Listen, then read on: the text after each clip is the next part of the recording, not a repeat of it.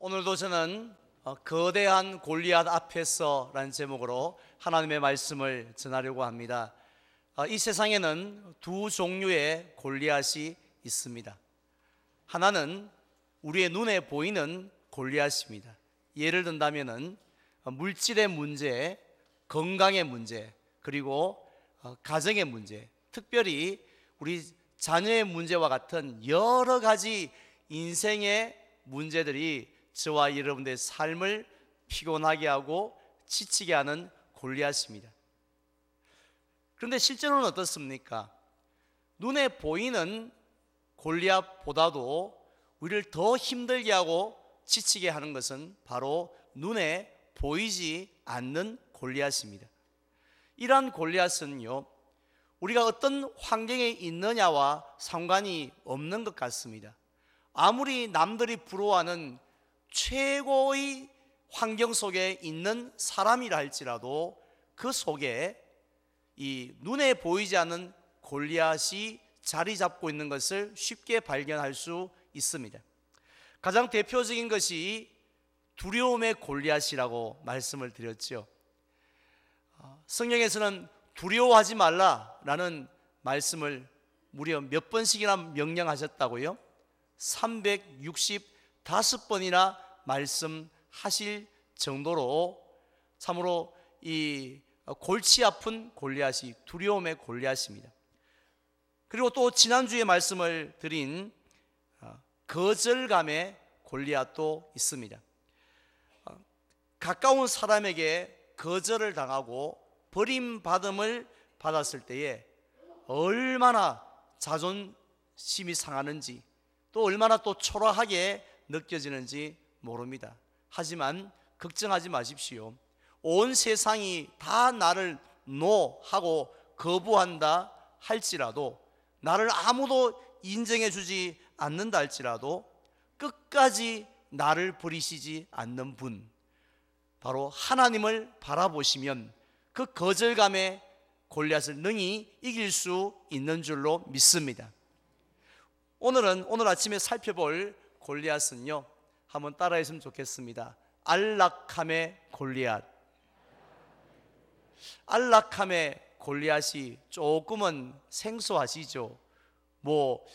안락함도 골리앗이 될 수 있느냐고, 반드시 물리쳐야 할 골리앗의 리스트 중에 안락함도, 즉 편안함도 드느냐고 생각하는 분들이 분명히 있는 줄 압니다. 왜냐하면 사람들 가운데 안락함, 편안함, 안정된 삶을 싫어하는 분은 단 한 명도 없기 때문입니다. 요즘 TV 홈쇼핑에 보면요, 이 안마 의자 광고를 자주 하는 것을 볼 수 있는데, 이 수백만 원짜리 그 안마 의자에 누워 있는 것처럼요, 우리의 가정도 편안하고, 교회도 편안하고, 또 직장도 편안한 삶, 얼마나 우리 모든 사람들이 바라는 삶입니까? 그것 때문에 교회에 오신 분들도 계세요. 그런데 이런 안락한 삶을 우리 인생의 궁극적인 목표로 삼는다면, 즉 또는 내가 예수 믿는 궁극적인 이유를 바로 이 안락한 삶, 편안한 삶에 맞추어 둔다라면, 그렇다면 우리의 인생이 어떻게 되는지 아십니까? 물론 주변 사람들은 다 부러워할 것입니다. 그 집 가정이, 그 집 교회가, 또 그 집 상황이 참 부럽다라고 말을 할 것입니다. 그러나 하나님은 그렇게 생각하지 않으신다 하는 것을 여러분 꼭 기억하시기를 바랍니다. 이유가 뭔가요? 우리가 안락함을 최고의 가치로, 또 안락함을 우리 인생의 성공의 척도로 그렇게 여기다 보면, 하나님께서 주시는 너무 아름다운 선물들을 놓치면서 전혀 맛보지 못하면서 살아가기 때문입니다. 우리는 이러한 모습을 오늘 본문에서 쉽게 발견할 수 있습니다.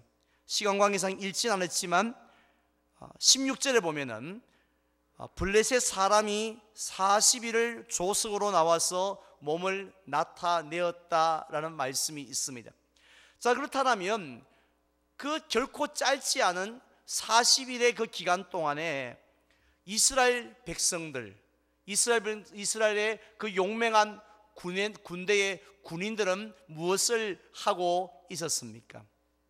놀랍게도 그들은 아무것도 하지를 않았습니다. 오늘 본문 25절에 보니까 분명히 골리앗이 나타나서 이스라엘의 군대를 모욕합니다. 얼마나 기분 나쁘고 자존심 상한 일입니까? 그런데 거기서 그치지 아니하고 이 골리앗은 이스라엘 백성이 섬기는 하나님, 즉 전능하사 천지를 만드신 하나님, 홍해까지 가르신 그 하나님의 이름을 모욕하였음에도 불구하고 이스라엘의 군대는요, 블레셋을 향하여 단 한 걸음도 돌격 앞으로 하면서 나아가지를 않았습니다.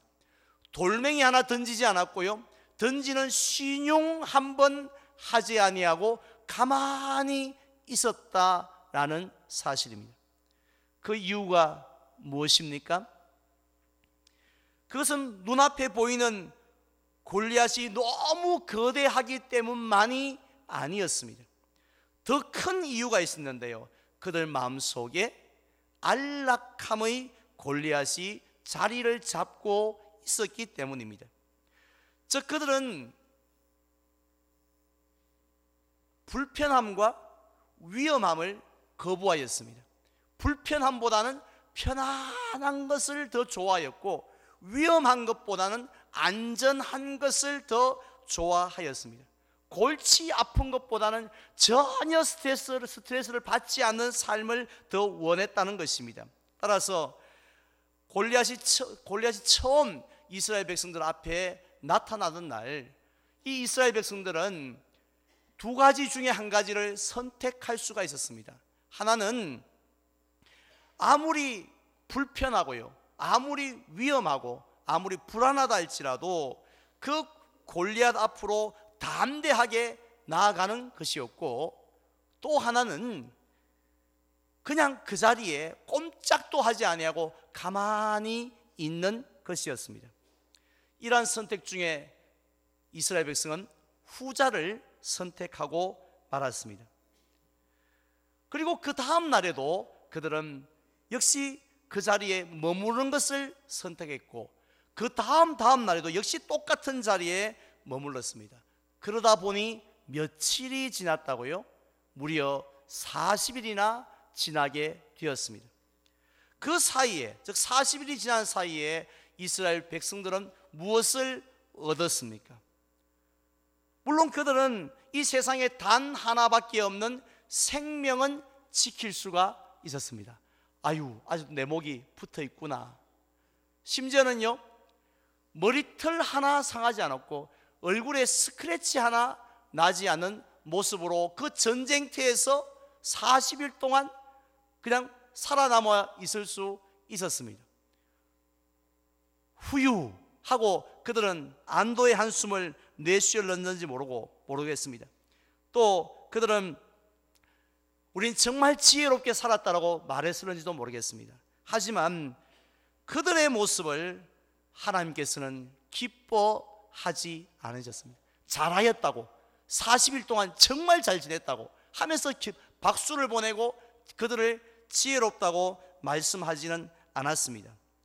왜냐하면요, 그들은 하나님께서 주실 수 있는 그 놀라운 승리의 기쁨과 감격을 전혀 누리지 못하였기 때문이었습니다.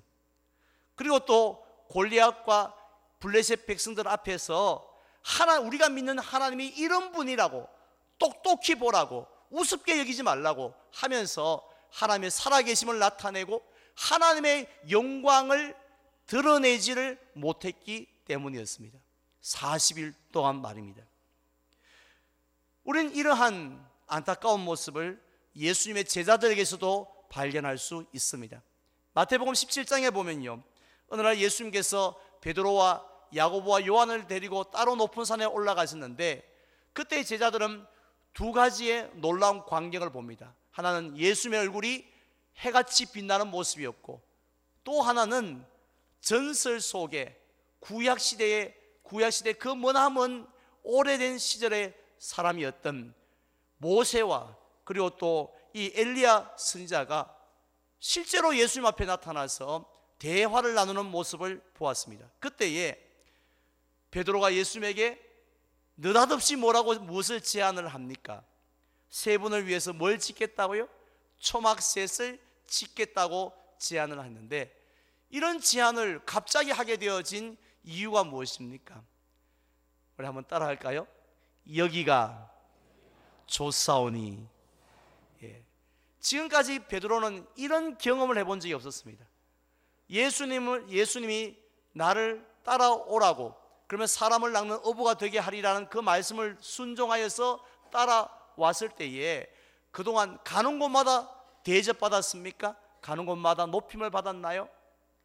얼마나 괴로운 일이 많았습니까? 얼마나 위험한 일들이 많았습니까? 얼마나 골치 아픈 일들이 많았습니까? 그런데 이 산 위에는 보니까 전혀 그런 요소가 없거든요. 마치 안마 의자에 앉아 있는 듯한 그런 느낌이 들었습니다. 그래서 그곳에 머물기를 원했던 것입니다.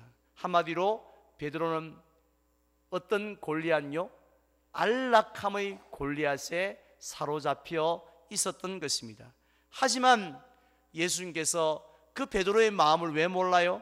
다 아시지만은 그럼에도 불구하고 예수님은 허락하지 아니하시고요, 정말 위험하고 정말 불편한 산 밑으로 내려오셨습니다.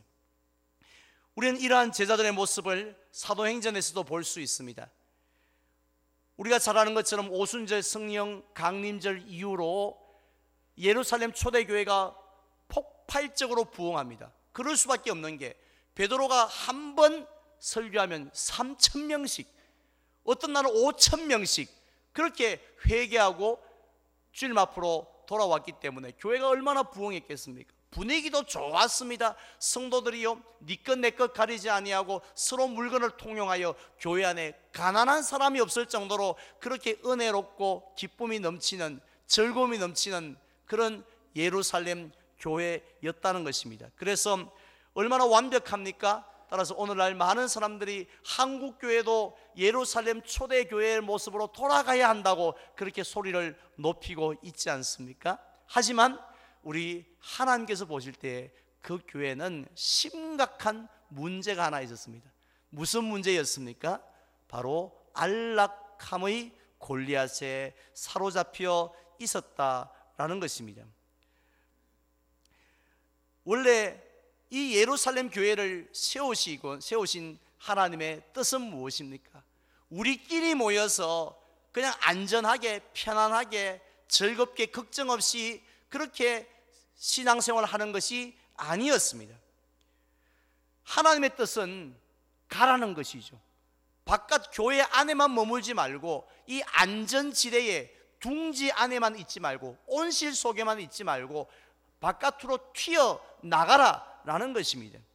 그래서 예수님께서도 사도행전 1장 8절에서 예루살렘과 온 유대와 사마리아와 어디까지요? 땅 끝까지 이르러서 내 증인이 되리라고 하시면서 하나님의 뜻을 가르쳐 주셨습니다. 부활하신 후에 제자들이 모인 다락방에 찾아오셨을 때도요, 아버지께서 나를 보내신 것 같이 나도 너희를 보내노라고 하셨습니다. 도대체 제자들을 어디로 보내신단 말씀입니까? 제자들이 좋아하는 안전하고 편안한 그런 휴양지로 보내시겠다는 게 아니었죠. 바로 이방인의 땅으로, 위험함이 있고 불편함이 있고 배고픔이 있고 또 맹수들이 으르렁 거리는 그런 이방인의 땅으로 보낸다라는 말씀입니다. 그렇다면 왜 하나님은 자꾸 성도들을 그 험한 땅으로, 이방인의 땅으로, 세상 속으로 들어가라라고 말씀을 하실까요? 이유는 간단합니다. 그곳에 가면 분명히 불편한 자리고 또 위험한 자리이지만 그곳에 가면 무엇이 있는지 아십니까? 하나님의 역사가 있는 줄로 믿습니다. 하나님이 함께 하시고 하나님의 역사가 있고 하나님의 승리가 있는 줄로 믿습니다. 그리하면 무엇이 드러나나요? 하나님의 영광이 드러날 줄 믿습니다. 세상 사람들이 하나님은 저런 분이시구나 하는 것을 비로소 깨닫게 되어진다는 것입니다. 이 일을 위해서 하나님께서는 밖으로 나가라고 하셨습니다. 그래서 결국은 그렇게 사랑했던 예루살렘 교회 성도들을 환난과 핍박을 통해서 온 세상 구석구석으로 흩어버리신 것 아니겠습니까?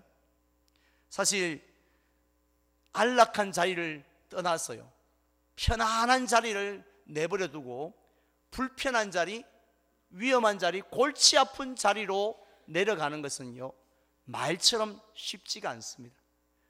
우리는 구호로는 십자가를 지자고 낮은 곳으로 가자고 하지만, 그게 우리 몸을 그렇게 움직이는 것은, 실제로 그렇게 사는 것은 결코 쉽지가 않습니다.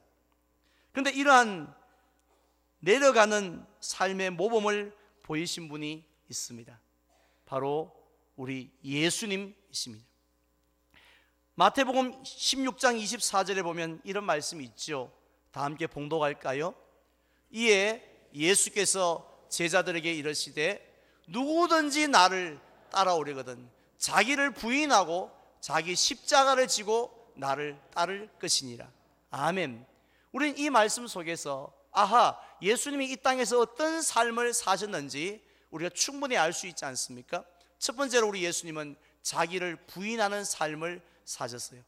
그리고는 십자가를 지시는 그런 삶을 사셨습니다.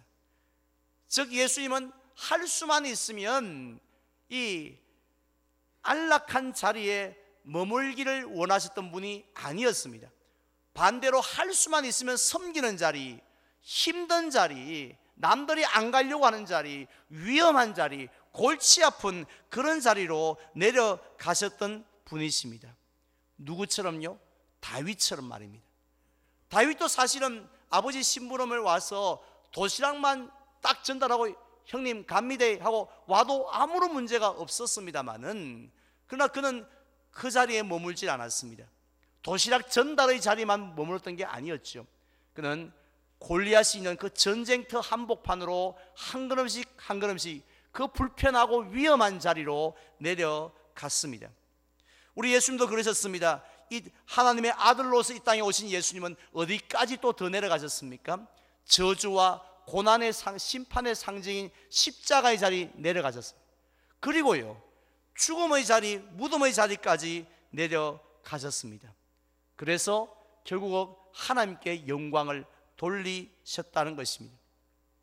따라서 예수님을 따르는 우리 성도들은 어떤 삶을 사는 것이 제대로 사는 것인지, 어떤 삶을 사는 것이 하나님을 기쁘시게 하며 사는 것인지를 우리 예수님을 통해서 우리가 깨달아야 하지 않겠습니까?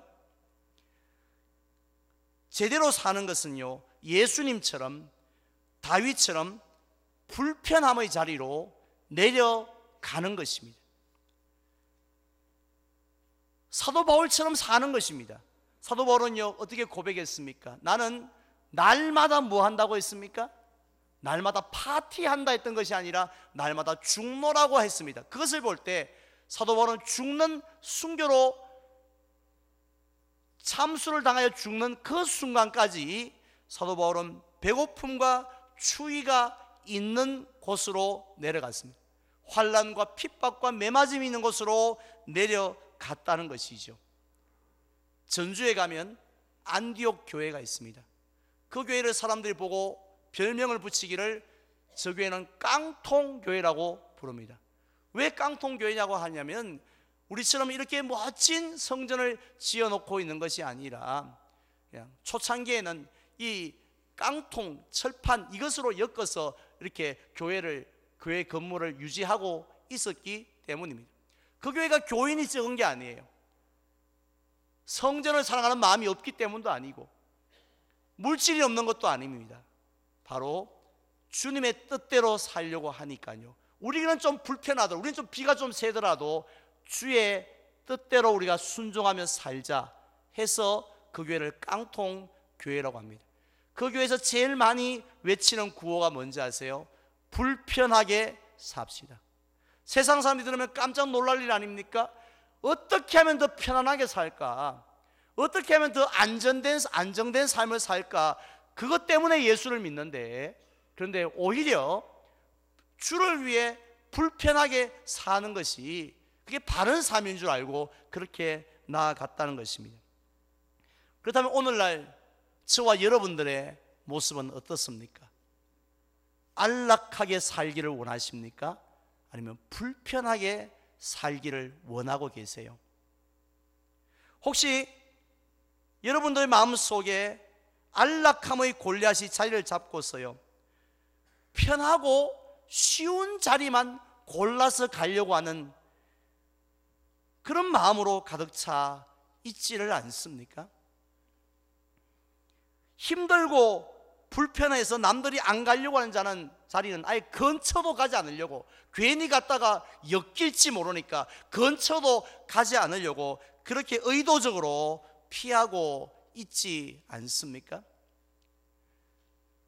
우리가 교회를 사회생활뿐만 아니라 교회 안에서도 그런 모습들 자주 보지요. 어떻게 하면 올해보다 내년에 더 편한 자리에서 섬길 수 있을까? 어떻게 하면 남들에게 욕을 안 먹으면서, 어떻게 하면 박수만 받으며 스포트라이트만 받으면서 그렇게 섬길 수 있는 자리 어디 없을까? 이 힘들고 이 신경 쓸 것 많고 이렇게 내가 사람들에게 인정받지, 칭찬받지 못하는 자리 하루라도 빨리 좀 내려놓고 떠날 수 있는 길이 없을까? 이런 생각 하시는 분들 연말 되면 얼마나 많이 있습니까? 저는 우리 교회도 예외가 아니라고 생각을 합니다. 이렇게 사는 것은요, 세상 사람들이 볼 때는 멋있게 사는 것일지 모르겠지만, 그러나 하나님께서 보실 때는 제대로 사는 것이 아니라는 것입니다. 여러분들의 자녀들에게 그런 모습 보여주지 마십시오. 우리 부모님 살아 계셨을 때 요리 피하고 저리 피하고 십자가는 힘든 일은 근처도 가지 않고 박수만 받던 그런 어른이 아니었다고. 우리 부모님은 남들이 가지 않는 길, 힘들어하는 길, 그런 낮은 곳으로, 불편한 곳으로 먼저 찾아가셨던 분이었다고, 이렇게 인정받는 여러분들 되시기를 바랍니다. 우리는 지금 이 시간에 한 가지 기억해야 될 중요한 사실이 있습니다. 너무너무 우리가 잘 아는 사실인데요, 바로 인생은 짧다는 것입니다. 하나님께서 저와 여러분들에게 주어진 시간은 그렇게 길지가 않습니다. 따라서 자꾸 미루지 마시고요, 그 불편함의 자리에 내려가 보시기 바랍니다. 시간이 좀 나면 내려간다니까요. 돈이 좀 생기면, 좀 더 건강해지면 내가 하겠습니다, 이렇게 말씀하지 마십시오. 내가 생각하는 그 모든 조건이 완벽하게 이루어질 때는 절대로 오지 않습니다. 그러다가 우리의 인생이 다 끝이 나 버린다는 것입니다. 엘라 골짜기에 있던 이스라엘 백성들이 언젠가 저 골리앗을 이길 때가 있겠지 하고 기다리다가요, 끝도 없다라는 것입니다. 지금 내려가 보시기 바랍니다. 그리하면요, 저렇게 불편한 자리, 저 힘든 자리에 아무도 안 가려고 하는 자리지만 지금 내려가면, 그리하면 하나님이 크신 능력으로 함께 하실 줄 믿습니다. 혼자 내려가게 하지 않습니다. 다윗이 골리앗 앞에 갈 때 혼자 내보내지 않았고 만군의 여호와 하나님께서 그 앞서 가셨던 것처럼 우리와 함께 하실 줄 믿습니다. 그렇다면 우리가 내려가야 할 자리는 어떤 자리인가요? 물론 오늘 이 예배의 자리도 우리가 불편한 자리죠. 어디 안락합니까? 이 자리가 얼마나 불편합니까? 바로 이 자리가 바로 그런 자리, 예배의 자리가. 전도의 자리는 어떻습니까? 전도의 자리가 안락한 자리인가요? 달콤한 자리입니까? 얼마나 불편하고 힘든 자리예요. 교회 봉사의 자리는 어떻습니까? 마찬가지죠. 사람을 용서하는 자리는 쉽습니까? 용서하는 자리는 더 힘든 자리일 수 있습니다. 그렇다면 내일 새벽부터 시작되는 새벽 기도의 자리는 어떻습니까? 까짓것 새벽 기도는 돈 드는 것도 아니고 그건 쉽다고 생각하시나요? 상상도 못할 정도로 힘들고 불편한 자리입니다. 가만히 생각해 보면 힘들지 않은 자리 있어요, 없어요? 하나도 없습니다. 다 불편하고 어려운 자리입니다. 그렇지만 그 자리로 주님 말씀하신 대로 내려가 보시기 바랍니다. 한번 순종해 보시기 바랍니다. 그래야만 그곳에서 하나님의 역사를 경험하실 줄로 믿습니다. 그냥 돌아가게 하시지 않습니다. 또 그곳에서 하나님의 영광이 드러나게 하실 줄 믿습니다. 결국 우리를 통해서 하나님이 살아계심을 나타나게 해 주신다는 것입니다. 이것이 바로 제대로 사는 삶이 아니겠습니까? 오늘 잠시 후에 학습 세례식을 받습니다. 여러분들은 학습 세례 받은 것으로 만족하지 마시고요, 인생의 방향을 정하셔야 됩니다. 어느 방향으로요? 주님이 가라고 하신 방향입니다.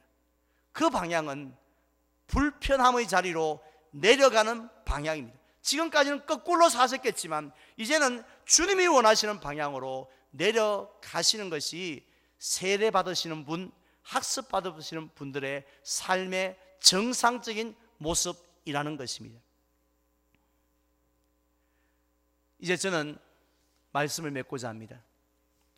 우리가 가지고 있는 찬송가 387장에 보면요, 우리가 잘 아는 멀리 멀리 갔더니 라는 찬송이 있습니다. 이 찬송을 작사한 분이 누군지 살펴보면 배위량 부인으로 되어져 있습니다. 이 배위량 부인은 누구냐면요, 이 동양의 예루살렘이라고 또 남한의 예루살렘이라고까지 불리던 이 대구 땅에 최초로 오셔서 복음을 전해주었던 선교사님이십니다. 그 선교사님의 그 본명은 베어드, 윌리엄 베어드라는 미국 분인데요, 그분의 그 선교사님의 부인인 거죠. 이 선교사 부부는 29살 때 편안한 미국을 떠나서 이 땅에 왔습니다. 한국에 온 지 얼마 안 돼서 첫째 딸이 이 풍토병으로 병에 걸려 죽는 아픔을 맛보기도 했습니다.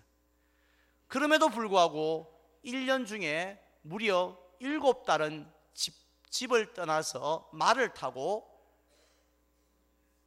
청도, 군위, 대구, 상주까지 이렇게 구석구석을 다니면서 아무도 교회 하나 없는 그곳에, 호텔 하나 없는 그 시골 구석까지 다니면서 복음을 전했던 분입니다. 이렇게 어느 날 남편이 또 말을 타고 아무도 반겨주지 않는 그 위험하고 불편한 땅을 향하여 가는 남편 선교사님을 바라보면서 그 부인이 지었던 찬송이 바로 멀리 멀리 갔더니 라는 찬송입니다. 사실 그 선교사님이 한국에 오지 않고 계속 미국에서 살았다면요, 미국에서 목회를 했다라면 얼마나 안락했겠습니까? 얼마나 많은 문화적인 혜택을 누리며 사셨겠습니까? 그 사랑하는 딸이 죽는 일도 없었지 않겠습니까? 그 좋은 병원이 있는데 왜 딸이 죽어요? 한국에 와서도 마찬가지입니다. 부산에만 머물고 대구 도성에 머물면서 그냥 뭐 가르치는 사역만 했다라면, 본국에 보고서만 보내고 테니스만 쳤다라면 그런 고생하지 않아도 되지 않습니까? 근데 그들이 불편하고 위험한 구석구석으로 내려갔던 것은 주님의 뜻이었기 때문에, 주님이 그렇게 말씀하셨기 때문에 그렇습니다. 그 주님의 말씀이 너무 순종하기 힘들었지만 순종했을 때에 그들은 하나님의 역사를 경험했는 줄 믿으시기를 바랍니다.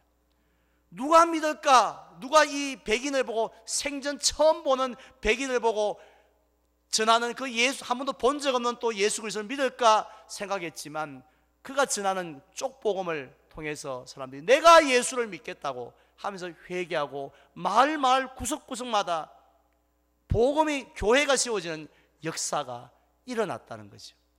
그리고 또 사람들이 하나님이 살아계심을 경험하고 영광 돌리는 역사가 일어났습니다. 이제 저와 여러분들이 결단하셔야 될 때입니다. 세상 사람들이 다 몰려가는 그 안락함의 방향으로 사실런지, 아니면 주님이 원하시는 불편함의 자리로 내려가는 삶을 사실런지, 우리가 어떤 삶을 사느냐에 따라서 삶의 질은 달라집니다. 하나님의 평가도 달라진다는 것입니다. 주님 앞에 섰을 때에 잘 살았다고, 제대로 살았다고, 정말 나의 기쁨이 되는 삶을 살았다고 그렇게 칭찬받기 위해서 이번에 임직받는 분들만이 아니라, 그들만이 내려가야 될 자리가 아니라 저와 모든 성도님들이 바로 주님 가신 길, 다윗이 걸어갔던 그런 불편함의 자리로 내려가는 길을 걸어가시는 저와 여러분들이 되시기를 주님의 이름으로 축원을 드립니다.